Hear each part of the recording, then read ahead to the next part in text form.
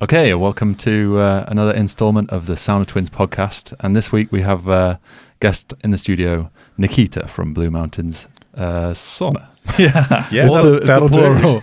All the way from Australia. So this week we're talking about how Australia sauna community is kind of developing, unfolding, and as we'll get into this, Nikita's been on a journey of discovery across Europe. So sauna pilgrimage. We're the last stop, almost. Yeah. Does that mean that this is the conclusion of the pilgrimage? This is actually tomorrow is the conclusion, right? I think the sauna I have tonight with you guys is how I'm going to judge sauna quality in, well, no longer Europe, is it? I guess, yeah. So, yeah, our little wood-burning sauna at home is definitely cobbler's shoes. So, you know, you've... Talk us through your trip, right? Let's cut to the chase. You've done Germany, Finland, Norway. Yeah. So kicked off in Germany. Yeah. Started off in Munich. The main reason for that was Therme Erding has been on the cards for a little while. Basically, when you're in Australia and you're trying to figure out, you know, where sauna exists, you kind of just type in stuff like where are the biggest and best saunas in the world. Yeah. And Therme Erding is one that is definitely, you know, it's up there. Yeah. So yeah, started the trip with Munich, and then so checked out a couple there. One that was in the center of Munich, which we'll just come out now and just say my pronunciation is going to be awful as an Aussie. Fine. So I think it's Mullisches Volksbad. There you go. Yep. So that one's in Munich, and that's a bit of an old architectural kind of piece. That was really good to see. And then straight to Therme Erding, which is obviously like 23 mega saunas and a whole weird and wonderful world. So I kind of just wanted to throw myself straight in the deep end.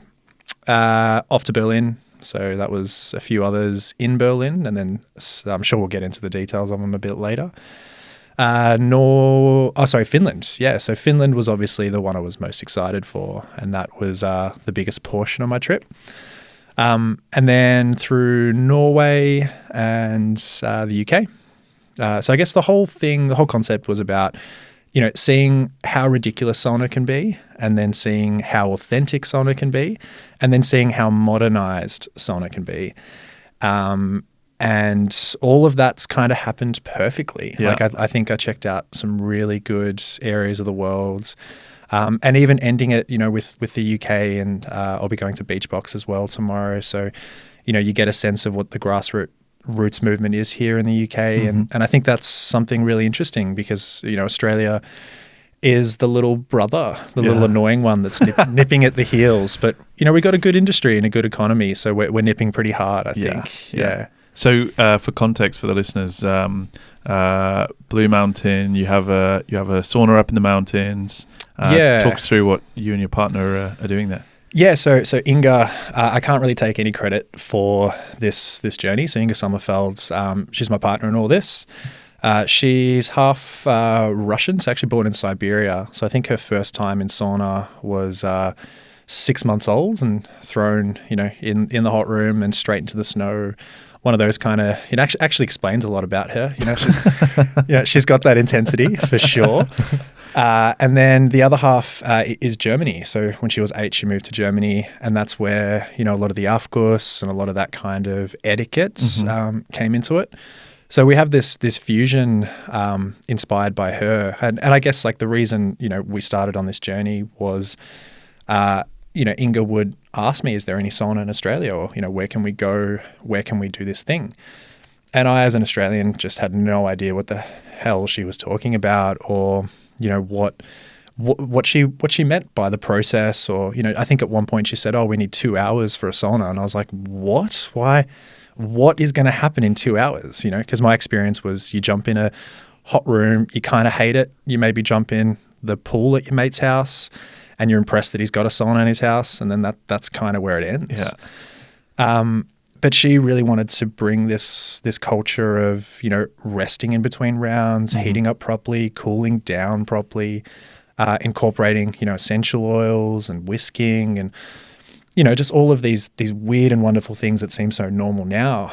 And, you know, during COVID, bit of a pivot. I actually work in the music industry, and that, as we know, during COVID didn't go so well. Yeah. So we moved up to the Blue Mountains and thought it was the perfect place to kick off. I think we went out with all our marketing and had a massive pre-sale just off the one-liner that was Australia is in desperate need of a new sauna culture. Yeah. And all those words were very intentional.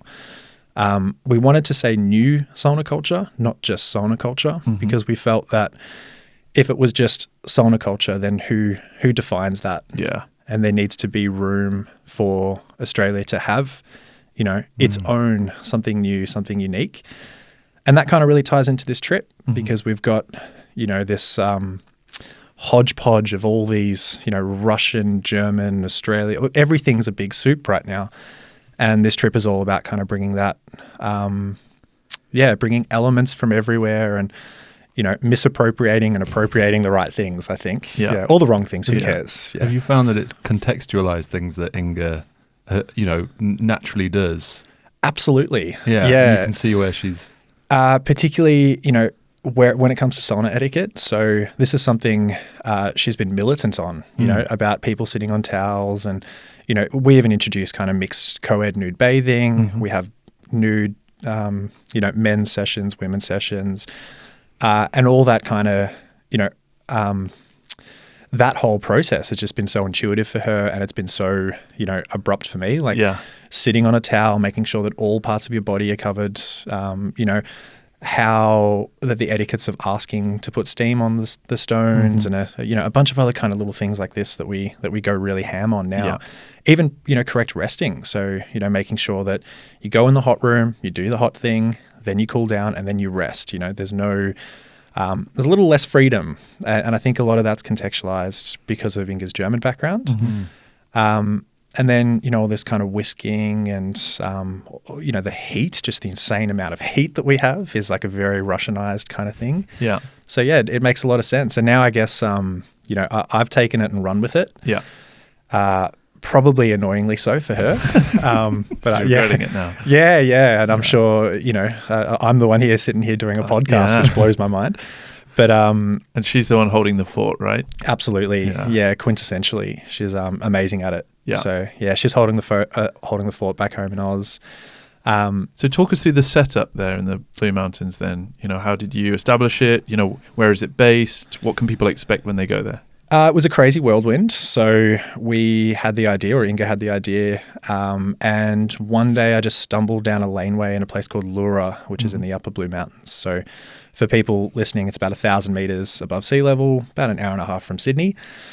And it's a massive national park. So it's a UNESCO heritage listed national park due to, of all things, the sheer amount of eucalyptus varieties. So 20,000 types of eucalypts are present. Wow. And the reason why it's called the Blue Mountains is because there's so much eucalypt in the air that it actually creates this blue mountain effect. Wow. So if you haven't seen it, Google it. It's a fantastic place. It's also, home to some of the best mountain biking, rock climbing, hiking, outdoor culture. And the best thing is it snows, a few times a year, which is unique for Australia, which is traditionally quite a hot space. Stumbled down a laneway, dragged Inga there. I was busy talking to the guy about something unrelated, and she was kind of tugging on my shirt, saying, "Hey, this is it. This is where we do it." And 3 months later, we were open. So That's fast. Incredible. It was like research, find builders, import stuff, custom, make mistakes, correct them, make more mistakes, correct them, all in the space of 3 months. Yeah. What was the scale of the setup when you actually opened the doors? We opened without a plunge to start with. There was a lot of things that, we were just pushing to do this. Yeah. And some things worked really well, but the main thing that worked really well is we had a massive amount of support from the community. Like our message resonated, and we actually had all these people who had bought passes and pre-sale and signed up to our database before. Inga and I were looking at ourselves, with like a tin of paint from Bunnings, which is our local hardware store, being like, this is currently our sauna. So I hope we can pull this off. But when we did open, we had a beautiful. The best sauna we had ever seen in Australia. And, it's a bit comical now having gone halfway through Europe looking at all these, smoke saunas and, beautiful aufguss spaces with lighting and smoke machines and foldable benches and all kinds of things. But, it's super high quality, and we keep the heat really where it needs to be, which is unique for Australia, which often, due to misinformation or, no education in the market, the temperature's never right. Often even for hygiene, people never clean the spaces. The equipment's not maintained. So all of that is really problematic, and we solved all that. Yeah. So talk us through your setup. You have, how big is the space? What kind of heater are you using? Yeah. Is it wood burning, electric, and what kind of layouts and maximum capacities and things like that? Yeah, so it's not big. Part of the reason of doing this trip is that we're making it much bigger. But yeah, the important thing for us is this weird urbanized inspiration. So we actually decided we were going to do this when we went to the Russian and Turkish baths in New York. And we really loved how it was just a hole in the wall. And you go down and then you're in this weird wonderland of sauna, basically. So our building is a commercial building. It's actually an old a series of squash courts. Wow. So the best part is it had these massive change rooms, built in the 70s that, we half modernized. And then it had these really, big concrete, Besser block, all these like industrial raw materials. So we just lent into that. So we've used a minimal palette of materials. You walk in and basically the first thing you come across is our resting area. So you're not even at the reception desk. We really wanted to make education the forefront of our experience. So for that reason, you don't walk in and you're greeted and then you're allowed into the facility with a free reign approach. You come in and you see people and you engage with the community and, you're part of the experience right away. Yeah. So that happens. We've got a small little shop, a really nice resting environment, and then we go through. We've got a wet area with a cold plunge when it eventually did arrive, and then we've got about a 25 capacity sauna. So we're using a Javier Legend. That's our heater. At the time, the quote from our sauna builders was, "Why do you want this sauna so big?" Yeah. And they had never built anything bigger. They had never used a heater with the kilowattage that we were using either. So we personally imported that from Finland, which was we were very excited when it arrived. And yeah, just the dimensions are not that big, kind of 3.6 by 3.5. But at the time, that was the biggest sauna that was built that we knew of in Australia. Yeah. So we also built the design of the sauna kind of with a bit of aufguss in mind. So it's a center mounted heater, which means that, the heart of the room is the heat. And that allowed us to do, a bit more of an engaging atmosphere. And, we do some ice balls and we do whisking directly onto the rocks. And it just gave us that opportunity. Great. Yeah. And at the moment, sort of still early days, but what kind of traction are you having? Are you booked out all the time or? Yeah. So that was something that was really surprising. I think we crunched the numbers and, we really hoped to get to a certain number. And then within 4 or 5 weeks, we were well above that. Great. And then we had the flip side issue, which was we just didn't have capacity for all the people that wanted to come. Yeah. And we never wanted to have a booking system. We wanted to, people can just walk up, go do your hike, have a bike ride, do a climb, and then just go straight to the sauna. But, it became a necessity that we just needed to book everyone in. So, yeah, weekends are chockers, all these other kind of teething problems, like how do you deal with laundry service and how do you – just all these little nitty-gritties of running a business. But there's no precedent for this. There is mega spas in Australia and they do all their mega spa things, but there's no grassroots, movements like we were trying to do that were really community focused. So – in the early days, it was like grab these bags and rush off to the laundromat and dry them and come back and then service these other people because we're going to run out of robes because we didn't order enough and, all these little problematic things. But we've been open a year and a half now and we're pretty organized. Good. Yeah. Do you feel like you're aware of other people that have caught wind of what you're doing and now there is the start of a grassroots movement? So much so that our sauna's been carbon copied twice.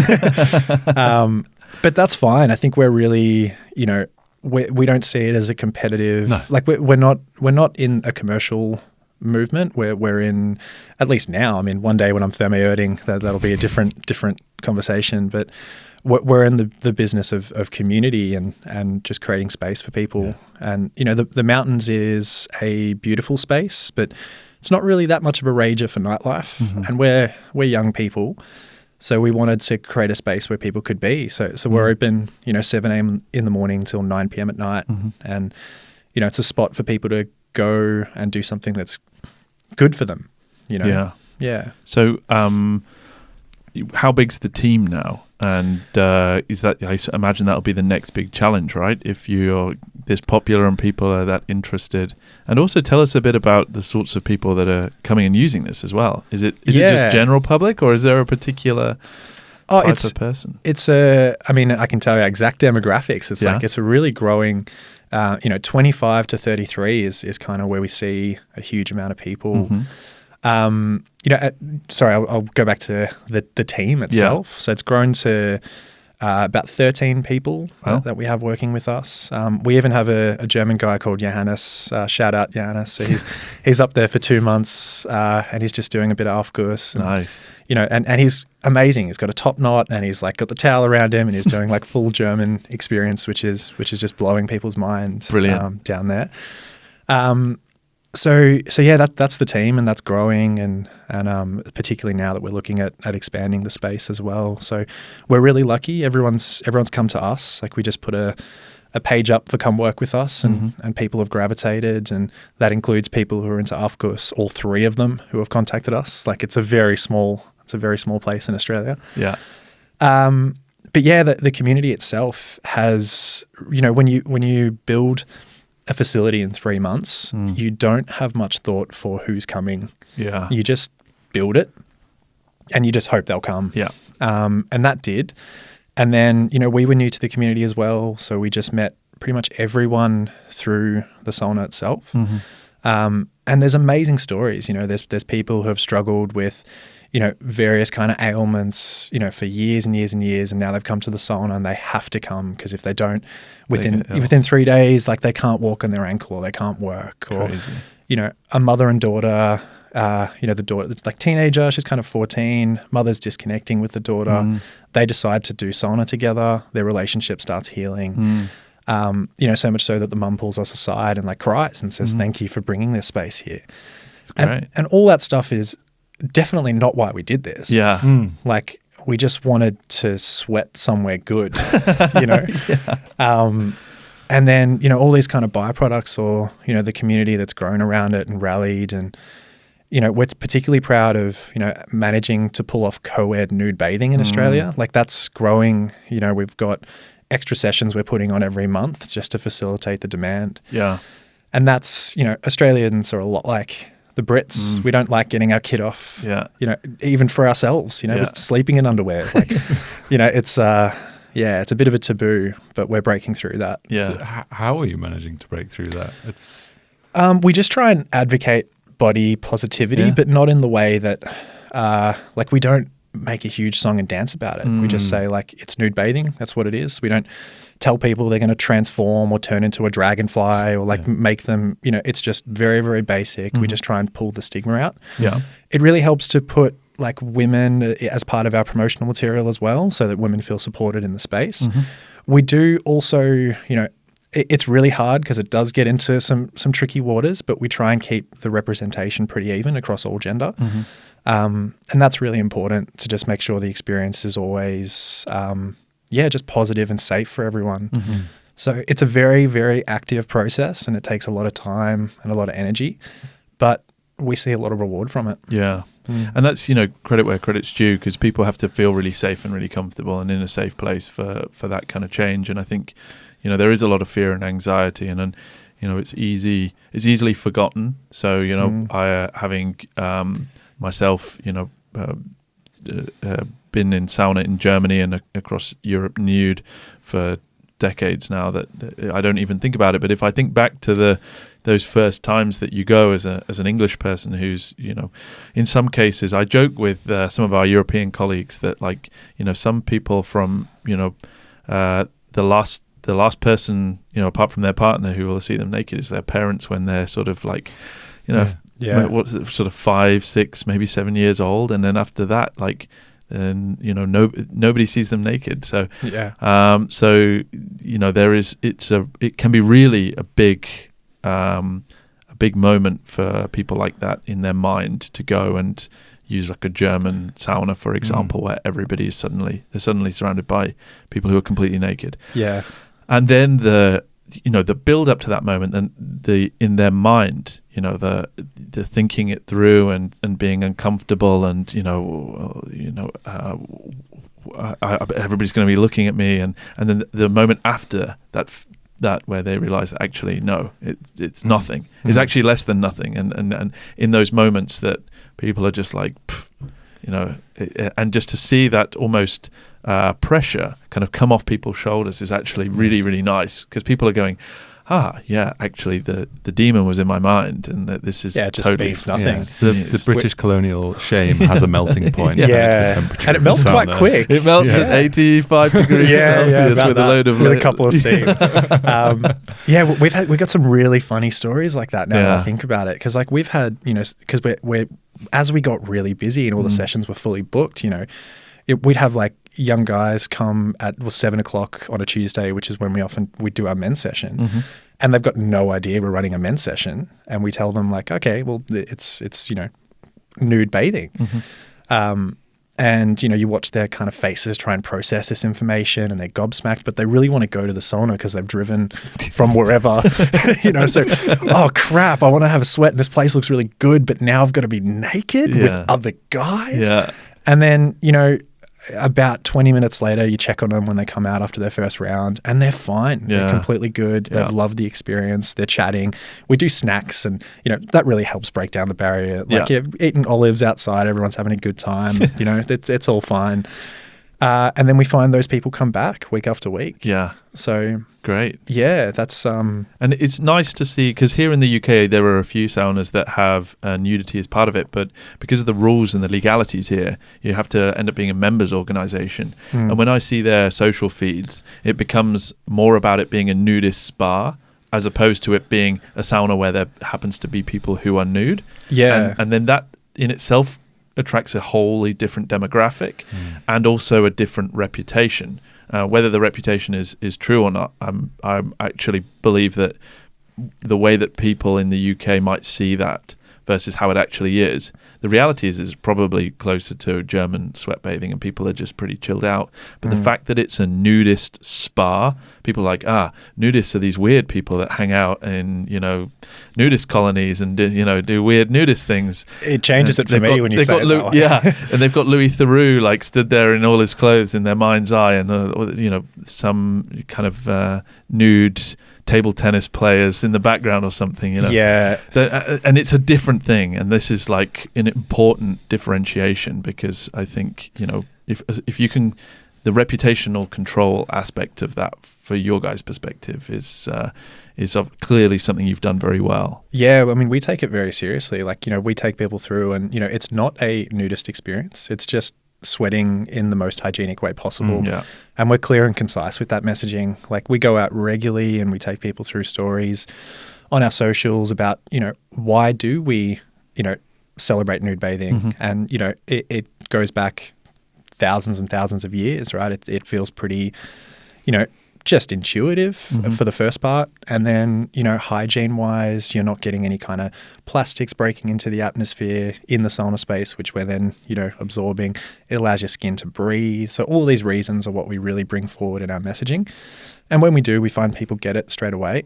We have so much so on the flip side where, people will tell us what genuine Finnish sauna should be like. So we'll go out on Instagram with like a reel of our space and people enjoying some lurlu or just hanging out and having a sauna. And then they'll get angry. They're like, if this was Finnish authentic, then everyone would be nude.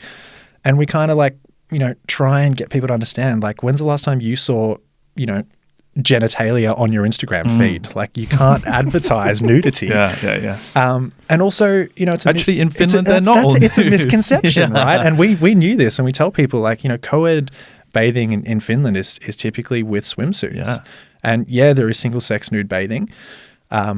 But, as that becomes a more grey area in general in today's society, I think, an intuitive way to bathe is either completely co-ed nude or co-ed swimwear, and that's what we do. Yeah. So we take the hate as, any hate's good.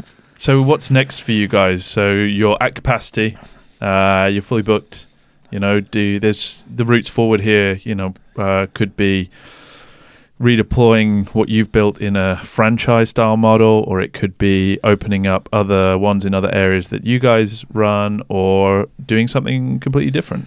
Well, franchise is a dirty word with us. Yeah. We don't like we've just seen, I guess from a branding point of view, or just how we associate ourselves, we've seen so many of these kind of spa concepts that pop up and then, clone themselves. And it's just not our ethos. Like we're really passionate about bringing sauna culture to Australia. Mm-hmm. So I think, we do have plans for another facility in Victoria, which will have a bit of a water connection directly by the river. Mm-hmm. So that's kind of in the Yarra Valley region. Won't mean much to you guys, but it's a beautiful, beautiful region, about an hour out of Melbourne. Okay. So there'll be a whole facility there. And then our Blue Mountains location, we just want to bring some really high caliber offering. Like we're really passionate about off-course and potentially a larger show sauna. We're yet to figure out how big we can make that comfortably in Australia, but we'd love the opportunity to provide a platform where anyone who's excited about off-course can come and see it, enjoy it, and maybe there's a whole generation of off-course masters out there. So, we'll see how that goes. And then at the same time, we're looking into really modern Finnish heating systems, particularly pellet heating systems, and these single store, authentic kind of the heat storing sauna. Yeah, heat storing heaters as well, and building a Finnish sauna that does meet a really, really high standard of bench height, room dimensions. So we want to create a perfect Leura as well and show people what that is. Do you have any issues in Australia with the ember control and the risk of bushfires? Because in California, for example, they have a big you have to have spark arresters on your flues if you go wood burning, just because of the wildfire risk. Wow. Well, I'm sure Australia is probably getting there, but we're pretty behind in a lot of ways. So one of those is, the Blue Mountains, the majority of the houses were built in the 70s and 80s. And, as far as insulation goes, it's kind of a couple sheets of A4 paper. So all of these houses were built with, these ginormous fireplaces in them. And if you asked, the majority retiree community that lives out there to remove their fireplaces, you'd have a riot. An absolute riot. They'd be up and down the streets and, But then we've got family in Melbourne and Tasmania. And I know in Tassie, you have to have a permit if you're going to have a fire outside, like in your yard. Yeah, so there are some rules around that for sure. Yeah. We also have total fire bans, like on the regular in Australia. So, but would that affect if you had a commercial wood burning sauna setup? As long as it's inside, our understanding is it's fine. Okay. It just comes down to insurance. Yeah. So, at the moment, it's an interesting space because no one. It's actually very easy to get insurance as a sauna because no one knows what they're getting. Like no one goes, oh, okay, so how much Leura are you producing it? Like that kind of level of detail, it just isn't there with the underwriters. So they just got a big spreadsheet and they're like, how many people have been injured and died in saunas? And they're like, right, okay. But it's none because the only saunas that are there are like, a little, 1.5 meter by 1 meter thing with a, really low quality heater that sits in, literally a gym or an aquatic center. That's the only two categories. So it was very easy to get insurance in that way. So I'm sure there's going to be, when we take this a bit further, a few eyebrows raised. Yeah. But, like we navigated opening in 3 months, I think, we're really passionate about navigating the next wave, whatever that may be. Yeah. I think it's important that it comes to Australia. I think, I think there's a lot to consider there, and I think the whether it's putting spark arresters or whether they have a knock-on impact on flue draw or. I'm not familiar enough with it. Yeah, but it's ultimately, if there did become a legislative thing, then there's always electric. That's it. Or gas. Or gas. Yeah, I guess you can't pipe gas up into the mountains so easily. They're trying to, take gas, make that less and less in Australia now. Yeah, so even new houses can't be built with gas burners for their cooktops. And it's crazy because they're so efficient. It's actually, the crazy thing is we have heaps of gas. Well, yeah. What's that? Sorry, the UK's doing that as well. Yeah, Hence heat pumps. Yeah, They looked into hydrogen. So at the moment, the all sorts. UK government's getting people to remove their boilers and put in air source heat pumps. Wow. But air source heat pumps are currently less efficient than the most efficient combi boilers on the market. Is that true? Yeah, it is true. It's true. Are you sure about that? I'm confident on it. Yeah. And the Independently fact check later. We'll fact check it later. We'll fact check it later. We'll put something in the comments. Yeah. And We won't. And I'll put a link to a combi boiler that I can find That's that more happens to be efficient. more efficient. Yeah, But that's certainly something that I've heard is the case, and it's because obviously we want to move to this net zero kind of thing. But the crazy thing is, a lot of those power stations that generate the electricity are gas turbine power stations as the well. whole thing's a bit of an oxymoron. Yeah. I think at the moment, I'd love the idea of a solar furnace in Australia that heats up the stones. I saw this concept. I'm not sure where. Like again, a parabolic mirror. we probably have to Google it. But I saw it was maybe a concept design of like a mirror heating a rock store. Yeah. And it's like a solar It's just gotta sauna. be really Yeah, solar careful sauna. when throwing say water. that 10 times over. Yeah. Have you seen what happens with those big solar The solar furnaces. furnaces? With a when parabolic mirror. when a bird flies through. it. Yeah. This might be a niche joke, but I'm going to give it a go anyway. But I hope that whoever makes that system calls it Aziz, because if you remember the movie Aziz Light, anyway, it's very niche. We can scrap that out later. I think It's a start of, I think, Indiana Jones. Yeah. Or like The Mummy or one of those. Yeah. Okay. if you I think, is it The Mummy where he's twist the... Yeah, it turns mirror and then it lights up and it Yeah. like does this whole array of reflection. Yeah, that's The Mummy. Yeah. I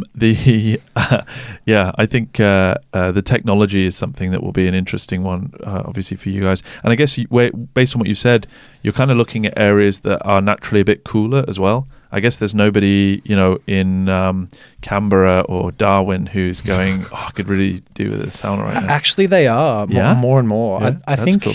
I think we didn't think too far ahead. We just wanted to live in an area of Australia which we really like, which just happened to be a good climate for sauna. Mm-hmm. But I think outside of the water connection being a bit difficult in Australia, like during summer, the ocean's 20 degrees, 23 degrees. So you don't get that like Avanto experience, which is really important to Finnish sauna. But, there's a few ways where we're getting some plunge pools, we're cooling things down. Australia's doing its best in that regard. Great. But I think people are really, with all the education we're doing, people are really understanding that sauna is, for every season. And it's more about a mental, physical and just like a sanity response to modern life. Yeah. I think particularly post-COVID, everyone was trapped in their own spaces. They couldn't connect with loved ones. And we've seen just globally such an influx towards public sauna as a way, to connect everyone back together. Well, you pointed out recently, it's something that I'd not joined the dots on, was, in the UK is very secular. So whereas before every little community around the country would meet on a Sunday in the church, and as it became more secular, then I guess that was replaced by meeting in the pub.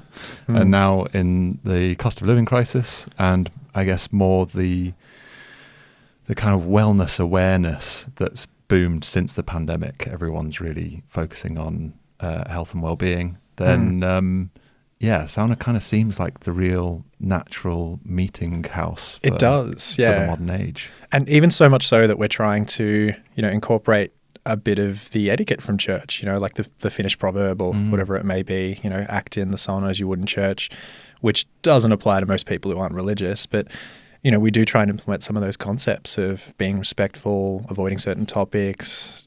Australians are larrikins, like we're loud, we're proud, we're, abrupt. And it's funny watching Australia trying to navigate that in the sauna space. Yeah.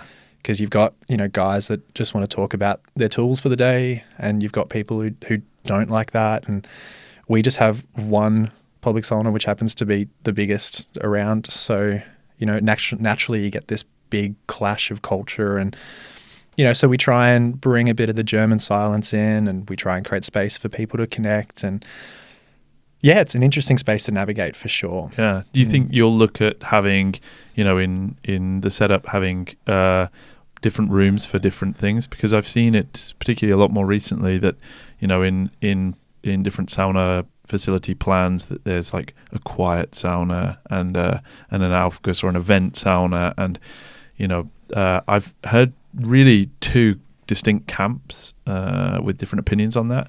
That some people are like, you know, there's this diehard group of people that believe that the sauna should be this silent space and they just want to be silent, meditative. And then other people who are like, no, we should let this thing be, Social. evolve and social. And if somebody wants to ask a question, and actually you'll have experienced this, across Finland, that people will strike up a conversation with you. For sure. You know? Yeah. It's such a interesting one because people love to talk. And I think for some people, talking becomes a coping mechanism for the heat. And that's, it's all gravy. It's all good. Yeah. I think what we've learnt to navigate, and, oftentimes it's been very hard. You get people who, just want to talk all the time. Doesn't matter when they're there. So we've struck this kind of medium, which I think keeps most people happy. So our mornings are silent from 7 a.m. till 9 a.m. So you get your morning people in that just want to start their day. Mm-hmm. And then we do keep, 6 p.m. till 9 p.m. we keep silent as well. And that's every day. So the reason we did that is, if you want to really come in and connect and chat, do it in the afternoon. Go there, you'll meet some like-minded people, you'll connect, Smart.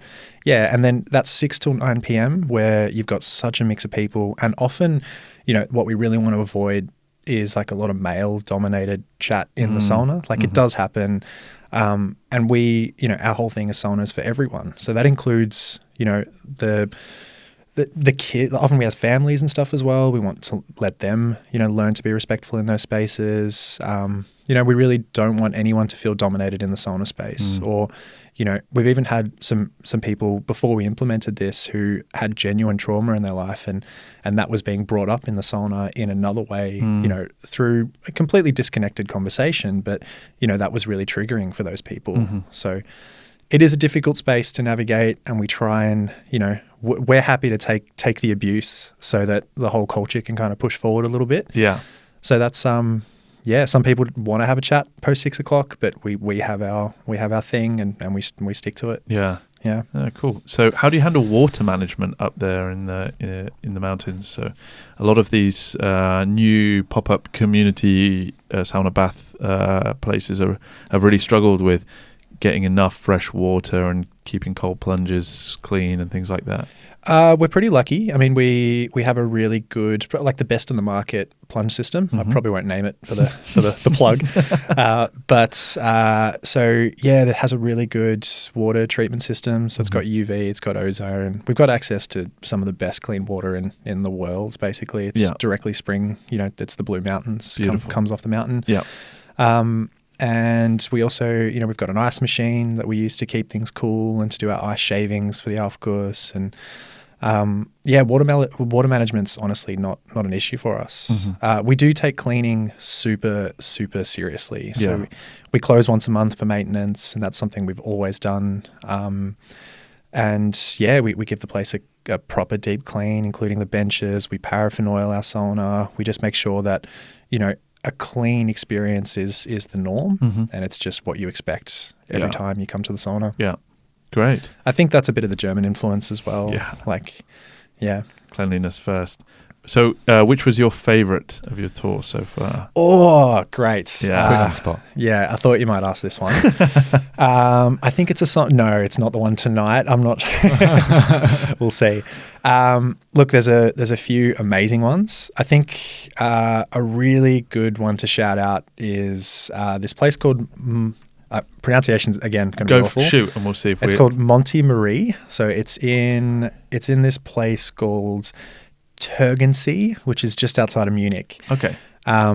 So that was like my favorite, I think, Aufguss German experience. It's right by these German Alps, and you get this expansive view. You can go straight into the water for a cool off, and it feels magical. Yeah. Their saunas are really, really high quality, and the Aufguss was like less showy, a bit more relaxed. So it was really nice essences, a really nice, like guided performance, but not too much about like throwing towels around in your face. Yeah. So I kind of really, really liked that. And it was just I think just the most highest quality facility I think I came across in Europe. Yeah. So I guess that from like the German side of things. Yeah. Jumping across to Finland, I went to this one called Tamerlan, which has 2 saunas. I think Kimmo Raito, and he posted on this the other day, but the first one is a cellar sauna, which has like a fin through the roof, which guides the lurlu perfectly towards the bather and keeps it there. Very smart. So that was interesting. It's a continuous wood-burning heater. They have like just the right ventilation air intake on top of the heater, and it's been tuned, is what I was told. Yeah. So I was really impressed by that. Also, it was very quiet. Like, you know, I'd been to a lot of busy experiences through Finland, and this one just felt like an untapped gem. Yeah. It also featured a little yurt sauna that was outside that I took a really cute photo of. And that was a continuous wood burner as well. But again, it had been tuned, and it just had a perfect lurlu and a really, really nice temperature, and felt really nice and intimate and just special. Mm-hmm. As far as like pure heat goes, there's one called Kotiharion, which is in Helsinki, and that was just amazing. It felt like being cooked from the inside out, and it was powerful, and you know, it was too easy to get a beer there as well. Yeah. So you just strike up chats. It's the one with the quintessential big neon sauna sign. Yeah. And when people look up Helsinki sauna, it's always the one that you know comes up. Yeah. And rightly so. It's incredible. In a bit of a new age way, and I think this one's really interesting. There's one called Kulttural Sauna. Okay. Hope I pronounced that okay. But it's a pellet wood burning system. It's men and women separated, so it has this like old school approach. Yeah. But the architecture is this like Nordic design meets Japanese design.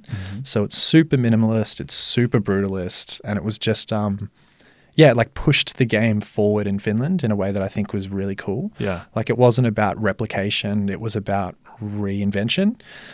And I just think from an architectural point of view, heat quality point of view, experience point of view, I think it was just bang on. Yeah. So that was a real highlight. That's super cool. And then in Norway?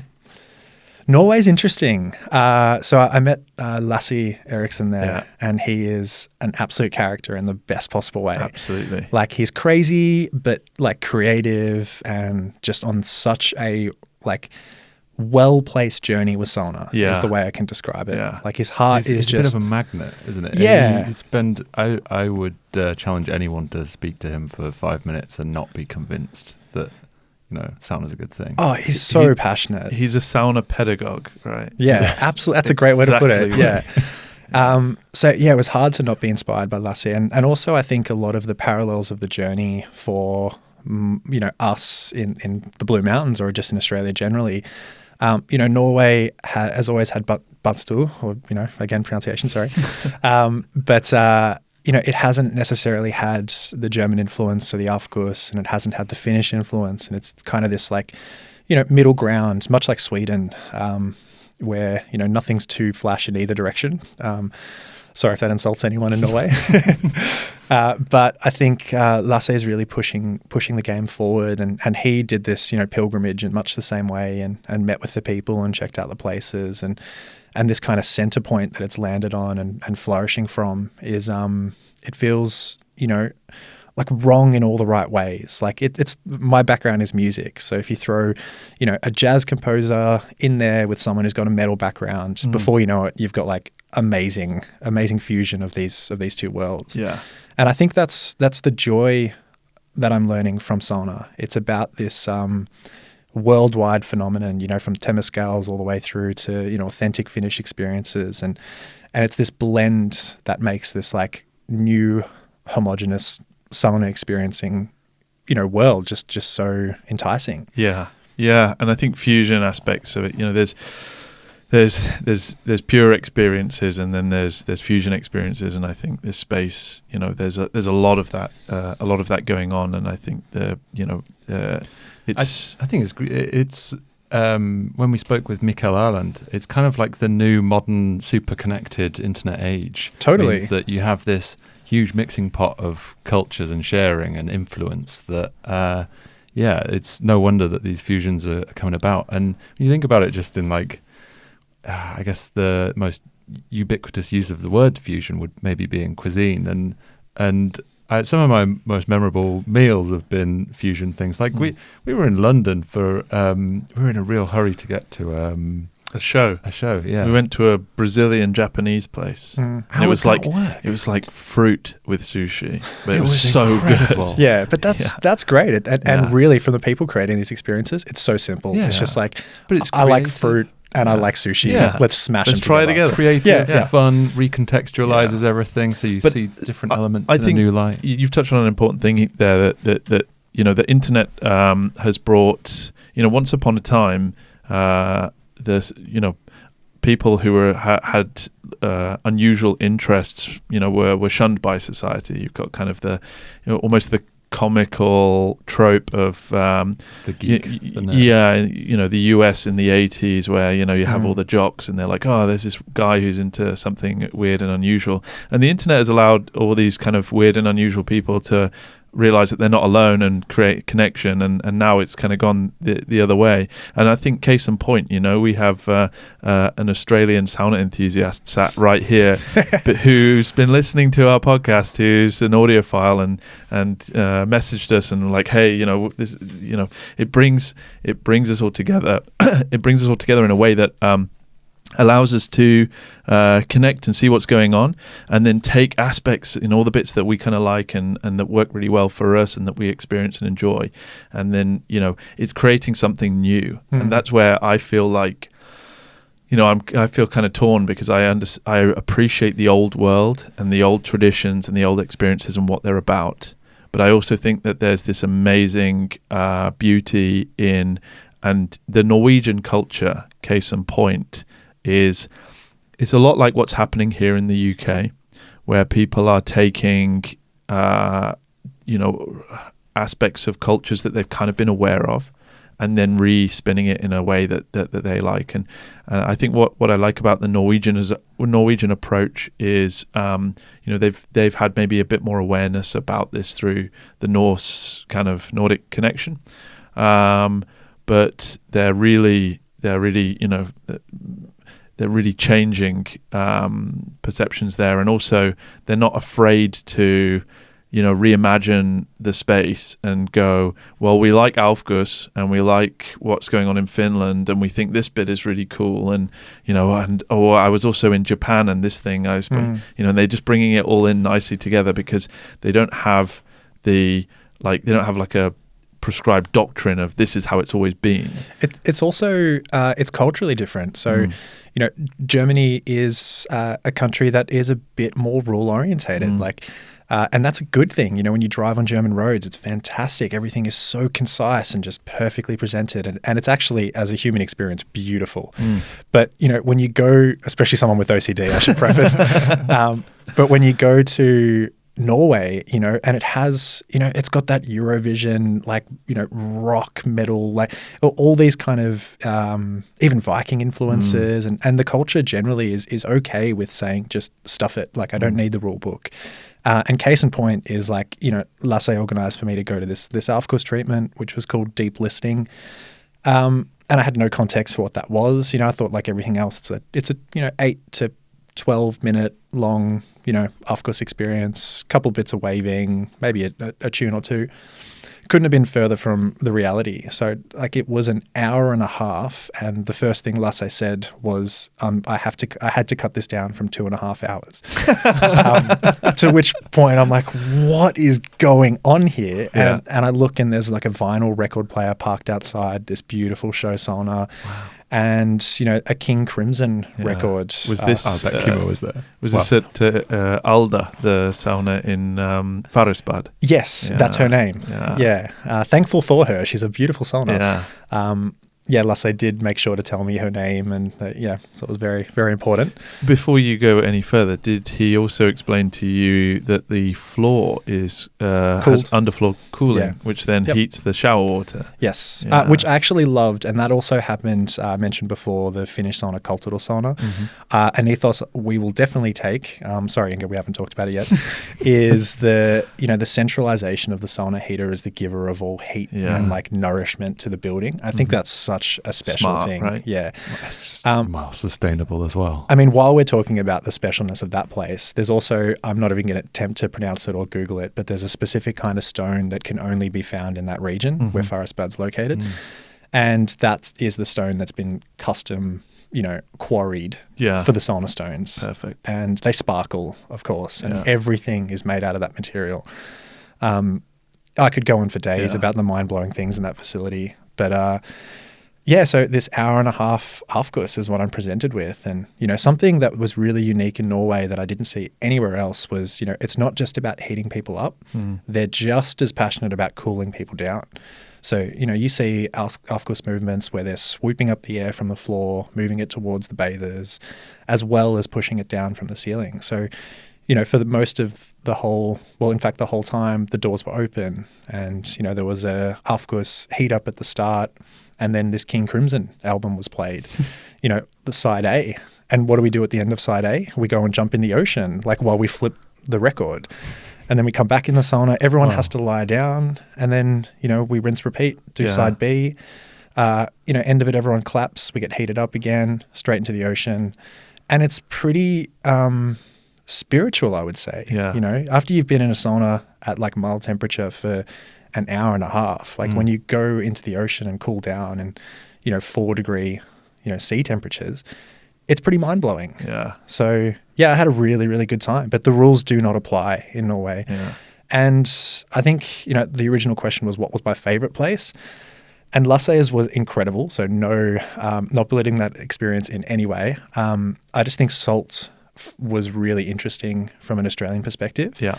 Because it was a bunch of, Norwegian, Swedish, people from all parts, just hanging out in a semi-warm space, having a beer, having a chat, doing a ritual, a little bit drunk, a little bit not, whatever.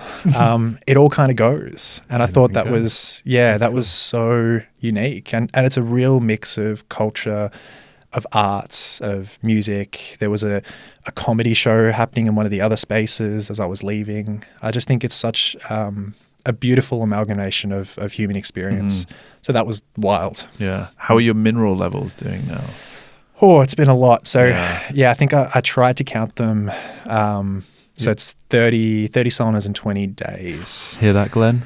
Yeah. Well, yeah. So Glenn, if you are listening, I actually looked up your article on the saunas. Sorry, his record, right? His was 30 saunas in 30 days or something like that. Right? Yeah. Well, I looked up specifically the one. I don't know, and I won't Google it, but the amount he did in Finland. Yeah. And then over a set amount of days. And I initially looked at that list and laughed and just went, wow, this guy's crazy about sauna. Yeah. And then I counted mine and mine were more. Yeah.